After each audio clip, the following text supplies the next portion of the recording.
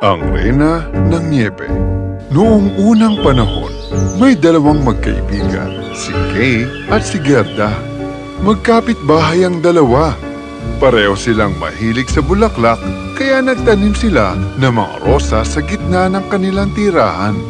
Araw-araw, kinikwentuhan sila ng lola ni Kay. At isang araw, noong panahon ng taglamig, nagkwento siya sa magkaibigan tungkol sa Reyna ng Niebe. Napakasama ng Reyna ng Niebe. Kaya niyang gawing yelo ang puso ng tao at gawin silang alipin. Nakakatakot talaga siya. Kailangang makaligtas tayo mula sa Reyna ng Niebe. Haha! Kumapadpad siya dito, tutunawin ko siya sa apoy para maging reyna na lang siya ng tubig. Narinig niyo ba yung tawa na yon? Sino yun? Tingnan nyo, baka may nakasilip doon sa may bintana. Sumilip si Kay sa bintana para tignan kung may tao roon. Sa pagbagsak ng mga niebe, may biglang pumasok sa mata ni Kay. Ah! Mata ko! Kasunod ng kanyang mata, tila may tumusok sa kanyang puso. Ah! Aray ko! Sakit ng puso ko! Anong nangyari, Kay? Nasaktan ka ba? Ano ang pakialam mo doon? Pwede ba? Tumabi ka dyan! Ah! Nagulat si Gerda dahil ngayon lang nagsalita sa kanya si Kay ng ganun. Simula noon, tuluyang nagbago ang ugali ni Kay. Iniiwasan niya si Gerda at pinagsasalitaan ng masakit. Hindi maintindihan ni Gerda ang nangyayari. Isang araw, lumabas si Kay dala ang kanyang kareta. Kay, halika! Maglaro tayo! Ayoko nga! At saka meron na ako mga bagong kaibigan, oh! Pero Kay, best friend mo ko. Bakit ba hindi mo ako kinakausap? Kay! Hindi na pinansin ni Kay si Gerda at tuluyan na siyang sumakay sa kanyang kareta. Sinubukan siyang sundan ni Gerda, ngunit hindi na niya naabutan ng kaibigan sa sobrang bilis ng takbo nito. Malungkot na umuwi si Gerda. Si Kay naman ay patuloy ang mabilis na pagtakbo. Ilang saglit pa, isang karwahe na may puting kabayo ang dumating at hinila ang kareta ni Kay. Nasiyahan siya ng una, pero bigla siyang nakaramdam ng takot. Dinala siya ng karwahe sa isang kaharian at may nakita siyang palasyong gawa sa niebe. Biglang may bumaba sa karwahe. Walang iba kundi ang Reyna ng Niebe. Maligayang pagdating sa aking kaharian, Kay. Bago pa makasagot si Kay, ginamitan na siya ng mahika ng Reyna. Walang nagawa si Kay kundi ang sumunod sa Reyna ng Niebe. Dinala siya nito sa kanyang palasyo. Patuloy sa paghihintay si Gerda, ngunit hindi na bumalik si Kay kung saan-saan niya na hinanap ang kaibigan, pero lagi siyang bigo. Pagdating ng tag-init, nagpasya si Gerda na hanapin si Kay at ibalik siya sa kanyang tirahan. Kinausap niya ang lola ni Kay tungkol dito. Matapang ka, Gerda. Hindi malayong magtatagumpay ka. Salamat po, Lola! Dalhin mo itong salamin. Makakatulong ito sa'yo. Kinuha ni Gerda ang salamin at nagsimula ng maglakbay para hanapin si Kay. Malayo na siya sa kanyang bahay. Sa kanyang paglalakbay, tinanong niya ang mga ibon, mga hayop, mga puno at maging ang hangin kung nakita nila si Kay. Ngunit wala ni isa sa kanila ang nakakita. Pero hindi sumuko si Gerda. Patuloy pa rin siyang naglakbay. Sa haba ng kanyang paglalakad, nakarating siya sa isang ilog. Walang tao doon. Kaya naisip niyang tanungin ang ilog. Mahal na ilog! Nakita mo ba ang matalik kong kaibigang si Kay? Ilang araw na siyang nawawala. Walang narinig na sagot si Gerda. Nalungkot siya at naghanda ng umalis. Ngunit isang kalapati ang biglang dumating at dumapo sa kanyang balikat. maaari kitang tulungan. Pero bigyan mo muna ako ng kapalit. At umalis na ang ibon. Naisip ni Gerda na baka mensahe iyon mula sa ilog. Hinubad niya ang kanyang kwintas at hinulog ito sa tubig. Maya-maya pa, isang bangka ang dumating papalapit sa kanya. Walang nakasakay sa bangka. Sumakay si Gerda dito at mag-isang umandar ang bangka. Dinala nito si Gerda sa kabilang panig ng ilog. Bumaba si Gerda at nakita ang isang hardin. Isang magandang hardin na punong-puno ng mga bulaklak. Ngayon lamang siya nakakita ng ganong karaming bulaklak. Laking tuwa ni Gerda sa kanya nakita. Pero napansin niyang walang bango ang mga bulaklak. Isang babae ang lumapit kay Gerda. Maligayang pagdating, Binibini. Salamat po. Ano naman ang pangalan mo, Binibini? At bakit ka nandirito? Ako si Gerda at hinahanap ko ang best friend ko, si Kay. Nakita niyo po ba siya? Kay? Nako, hindi. Hindi ko siya nakita. Oh, aalis na po ako kung ganon. Pasensya na po sa abala.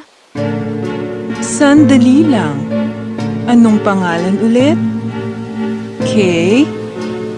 May nakita akong batang lalaking dumaan dito. Sumama ka sa akin at sasabihin ko sa'yo kung anong nangyari.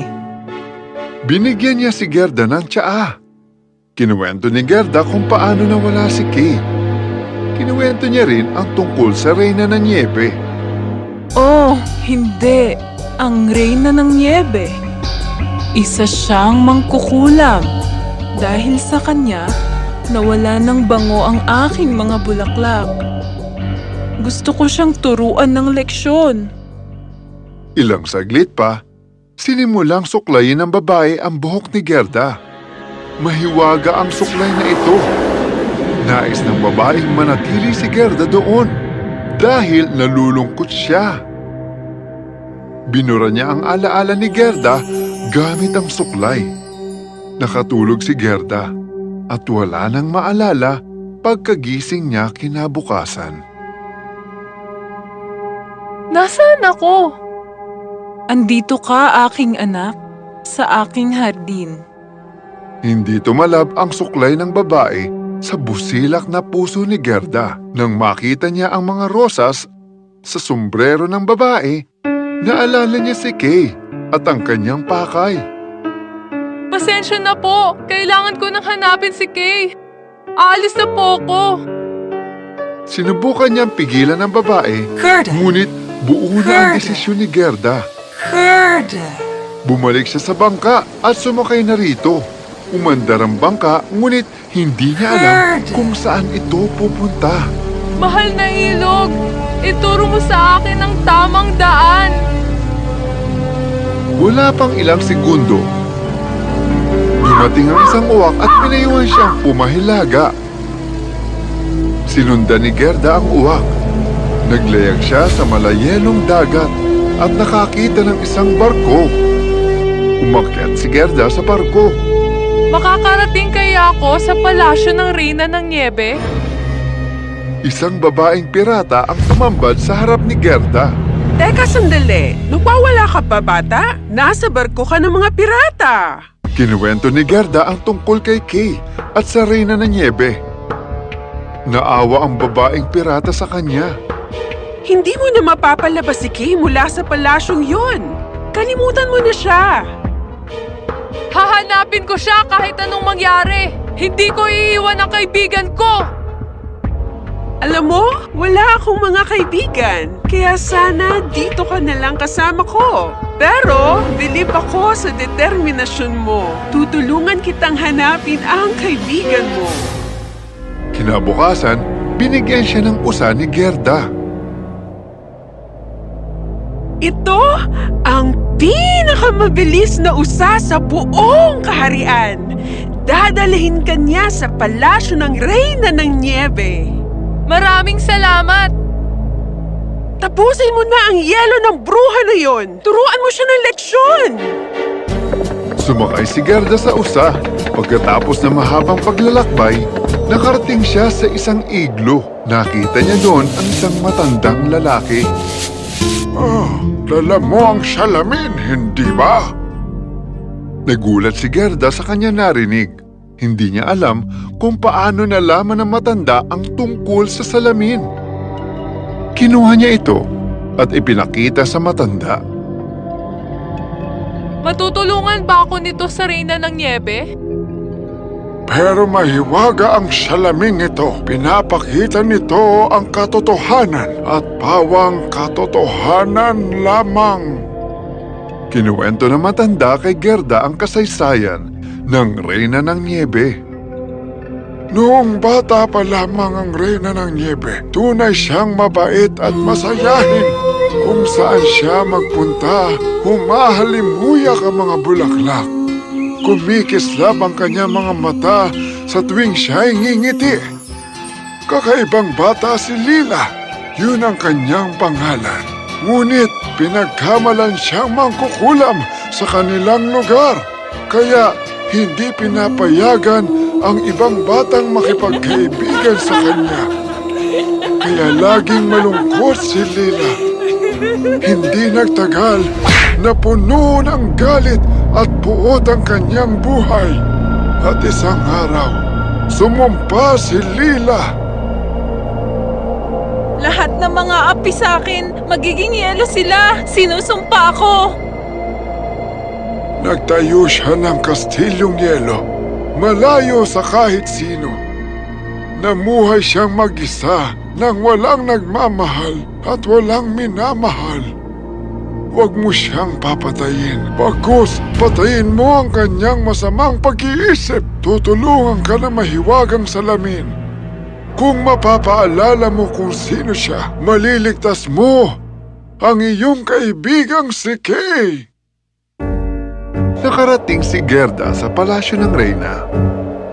Nakita niya si Kay sa isang sulok, naglililok ng eskulturang yelo. Oh, Kay! Sa wakas, nakita ulit kita, kaibigan ko. Ako ito, si Gerda.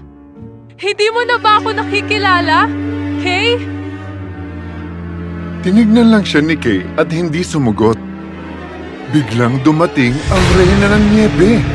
Tulad ng lahat ng narito, matigas na yelo na ang puso niya.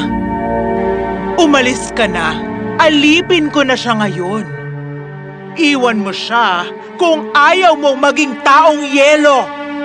Kay, umuwi na tayo. Sabik na kaming makasama ka ng lola mo. Sumama ka na sa akin. Halika na. Pumatak ang luha ni Gerda sa kamay ni Kay. Naramdaman ni Kay ang pagmamahal ng kanyang kaibigan at unti-unting bumalik ang kanyang mga alaala. Gerda? Oo, siyempre naman, kilala kita. Huwag kang mag-alala, naaalala ko ang lahat. Biglang dumating ang Reyna ng Niebe. Kaya kinuha niya ang kanyang magic wand para parusahan si Gerda. Pero ginamit ni Gerda ang mahiwagang salamin upang tablahin ang sumpa. Tuluyan nang nawala ang sumpa. Tumingin ang Reyna sa mahiwagang salamin ni Gerda. Pero imbis na makita ang sarili, nakita niya rito ang mukha ng isang batang babae. Bumalik na ang busilak na si Lila. Salamat kay at Gerda. Dahil pinaalala niyo sa akin kung sino talaga ako. Malaya na ako mula sa aking masamang pag-iisip. Nagpaalam na sina Kay at Gerda kay Lila at naglakbay pabalik sa kanilang tahanan.